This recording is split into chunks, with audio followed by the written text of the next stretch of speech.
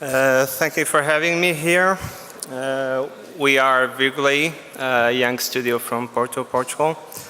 A few months after the hotel was opened, we had the privilege to go there with our friends and studio and did a very home video made by a friend of ours that we'd like to show you and show a little bit of the informality we like to address in our architecture and life, so to speak.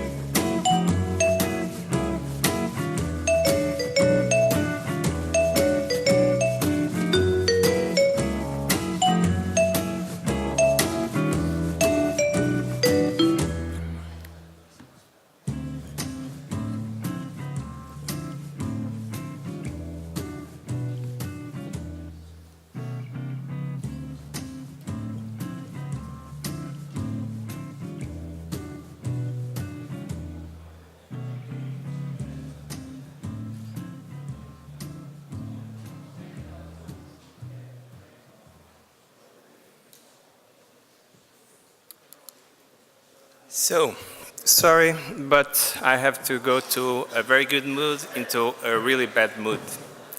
To start the story about Hotel Minho, I have to go back to 2008, and this year was quite bad for many of us in the south of Europe mainly, some of us that were in the States.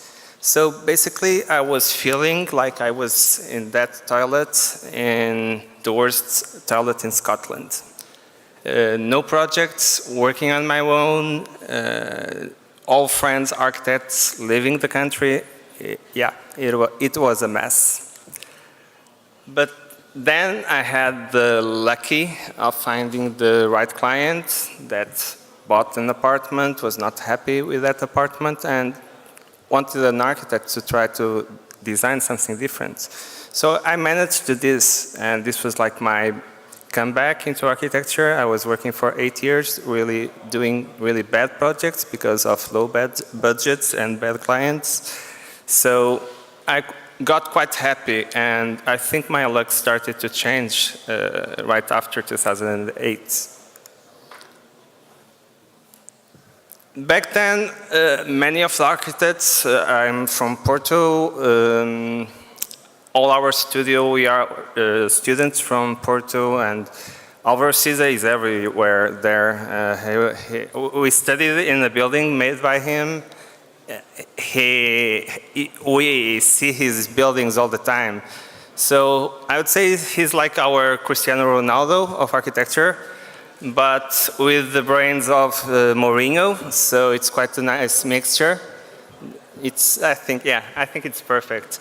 But I kind of try to look, this guy is like a chameleon of architecture, but I'm really interested in the early works. And these early works had something that was lost, something along the way in architecture. This is really a fascinating building that I visited in 2002, like in the end of my academic course. And I went there and I thought, wow, where's architecture now? Where's this warmth? Where is this temperature? And yeah, that really was a turnkey to the way I started to see architecture. And Porto, I strongly recommend all of you to visit. You go in the streets and you see like buildings that I'm sure you never heard of it, but are really interesting, from like the early modernists starting to push the limits and really doing interesting architecture. It's nothing new. This was described by many, but mainly by Kenneth Frampton as the critical regionalism. We discussed a lot about this in the studio. More or less in this period, I was lucky enough to find work of Leverance. And again, wow, these interiors, this temperature, this warmth, where is it now in architecture? And of course, if we start to think about architecture and designing a hotel, we have to know this. So Total Design and Arne Jacobsen, when we start a project of a hotel, you have to know it, you have to live it. So, we start now with the Hotel Minho project, and these were the thoughts that were in our layers beneath everything. I'm going to show to you a lot of, not a lot, but 4 movie stills from movies that really inspired us. There's a lot of young architects here, so I would say that if you see these movies that I'm showing to you, it's much better than my presentation, and I think you can ask for credits for Simone. Yeah, it's okay? So this was the hotel that I got. It was built in 2006, so in 2009, 2010, the owners wanted to change it. I think one can understand quite reasonable why they wanted to change it. We might say that we have a white canvas when we start, but this is a little bit more complicated as a white canvas. But yeah, the incredible thing is that the clients were happy with this architecture. They were happy with the modern touch of the white walls. So you as an architect, you have to respect what the other architect did before of you. And so, yeah, they wanted an extension and renovation. So it's really difficult to understand how can you extend the building even more when it's such a young building. So the main entrance is around here. All the social areas were here and the rooms here. So this was the empty area for the spa. That was the main purpose of the client, to have a new spa. Afterwards, to renovate the social areas, and then to have a new conference room. So for us, it was quite natural that, of course, we should keep this core of areas and use all this area that was not so big. It was like 800 meters to create the new spa. But our big difficulty is, and when you see the video and when you see the pictures, is that there's nature there, but nature is a bit far away from the hotel. So just next to the hotel, you have here a national road that's not very pleasurable, and even worse, like a big, ugly restaurant. So it was difficult. We didn't have a big area. We had a big program. The program needed lights, but you cannot open it to social restaurants and things like that.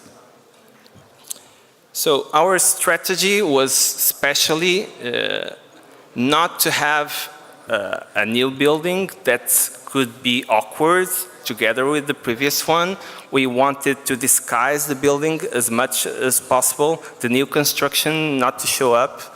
So the best section to understand it is this lower one. So this is the new spa area. From the entrance, you basically don't see it. You have a green roof. You don't feel the impact of this new construction. And the only thing that you see is mainly this new floor for the conference. So in terms of program, it was quite easy and quite fast to establish it. So we kept this entrance level, all the social areas, the upper floor, the conference areas and business floor, independent from everything in the hotel, and also independently the ground floor of the spa. So this is the first image of the new hotel. So as you can see, all this was already there. The extension starts here. So the continuity of white walls was doing the rest. Because we didn't want a new building to show up so much, the design is quite often think from the inside to the outside. So for instance, this kind of images that you see, you don't really see them when you go around the building. So we've installed these courtyards to control the light, and you needed light, but you have these less pleasurable buildings around it. So we wanted to have the light and the eyes going to the courtyards. Another question that we usually address in the studio, it's the relation with local architecture, vernacular architecture, and all of that. This volume, it's a treatment room from the spa, but it's related much more with the granaries that you find in this area in vernacular architecture. And an interesting story regarding this specific item is that when construction was going, the workers were calling it the granary without knowing it. And one day, one of the workers told me, "Oh, that's in the granary. Sorry, it's not granary." And I was quite happy with that. The workers in the site understood that, yeah, that was intended to be like a symbol of a granary of vernacular in a new architecture. So the movement that you will see of the volumes work on the outside and also on the inside. This is the living room, and that volume there is the conference room facing the living room. So I will address with you especially 3 items. The first one is detail, the second one is light, the third one is branding. So starting on detail,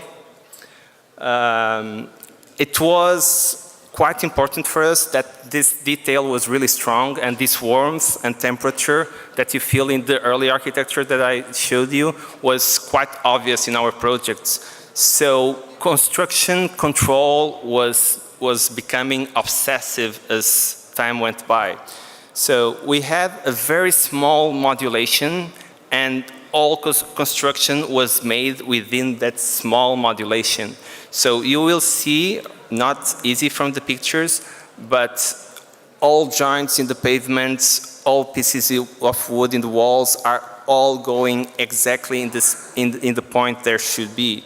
So for instance, when you see this picture, the first thing you have to understand is that there's no half element of wood on the walls. So everything was modulated to be exactly, and you don't have different sizes. And even more obsessive of that is that these elements in the ceiling have to end exactly in the gap between the elements. So this construction control was quite important for us, and we've kind of achieved it. This is also in the spa, and one of the resting areas, the tea room basically. One of the treatment rooms. It was our goal to start again the total design that was left by Arne Jacobsen. So yeah, we were designing everything from the doors, so there's no prefabricated doors here, to many lamps, to yeah, pretty much everything almost. This is the bar. Small items of detail are like this element here. We don't have space to have this net that you see in the video, that you go from the wall, go to the ceiling, goes all around. But here we have air conditioning, so infrastructure. So we have a mirror there. So actually what you see here is the continuity on the ceiling through the mirror. We even designed the sauna. So again, the sauna, all these elements could not be a half element. Should be the right size as you use on the walls, you use on the ceilings, everywhere. So, regarding total design, I would rather call it total architecture. We've designed about 20 items to this project that were repeated, I would say like 100 times. This is just a small example. It's a tea trolley for the spa. And we like to think that we use this rigorous control independently of the material itself. So this is a temporary auditorium that we did for a comics festival in Lisbon. So as you can see, this is cardboard. So you can be detailed with marble, wood, and of course with cheap materials. And this was really hard to get in the correct way, a puzzled way, so it creates an interesting pattern. So going to light and about a fox that refused to live underneath. This relation that we wanted to implement with light was really important, but as I mentioned before, we had this problem that the surroundings were nice, but were a little bit more beyond the first surroundings. So the solution are these courtyards that basically filter the vision and only let you look at what you allow people to look. It was very important for us, this continuity of the volumes from the inside to the outside, and you see it everywhere in the project. It was like the new trademark for the project. The search for light was even in the sauna. So you are in the sauna and you have a window to look outside to see people passing by. This is one of the examples of the lamps we designed specifically for the project. The inner swimming pool related with the inner courtyard. There was another courtyard, more private, related with the treatment areas of the hotel. And the detail goes even further when we start to enter the rooms. So there's like 3 layers. The first one is when you enter the building, it's all pretty much white, quite simple, a little bit of wood. When you enter the building, you see more details of wood, but when you enter the treatment rooms, that detail goes really even beyond. And you can see in these small details like the bottom part, the continuity of this element into the wall, and yeah, of course, again, the total design, the trolley for treatment to the workers of the spa. So we had the natural light coming in from everywhere we could, but of course there's rooms we don't want light, and we introduced the artificial light as smooth as possible. And this, again, is something that we search always. This was a competition and also a hotel renewal and existing historical building. And the client wanted a spa also. We proposed a Roman bath, and there was no light here. So basically, in the end, we added a concrete room with exposed concrete that went to the garden and could receive this more theatrical light coming in from the top. So last collection of slides, and regarding branding, I would dare to say that if Arne Jacobsen was alive, he would try to do this. It's like back in those days, the total design was pretty much designed, but nowadays, design is not only product design. So we've convinced the client to work with us, having a design studio, a communication design studio working directly with us. So what you will see now, it's quite close communication between architecture and design, and they basically did the design system with us for this project. The design system is everywhere in the project. We want it to be as close as possible. So this is the easiest part. You have the logo and the name in the facade, but then you have this sign system that is part of the architecture and with the same rhythm of the architecture and with the same materials of architecture. Or it can transform into a lamp signing the floor. And of course, it gives this animation where everybody goes there and likes to take a picture, and yeah, it's funny. So this was 4 years of my life. It was quite intensive. I started working this project on my own. Most of the time I was on my own, basically. Virtually started somewhere along the way, but fortunately we started to have other projects that the rest of the team could continue. And it was 4 years of my life with everything falling apart almost. Too much work, trying to do this obsessive control of the construction, being a university teacher 1 day per week, being high school teacher another week of the week, having 2 kids in the middle of these 4 years. So it was completely a mess. So basically I decided, or basically me and my family decided that I should have a break.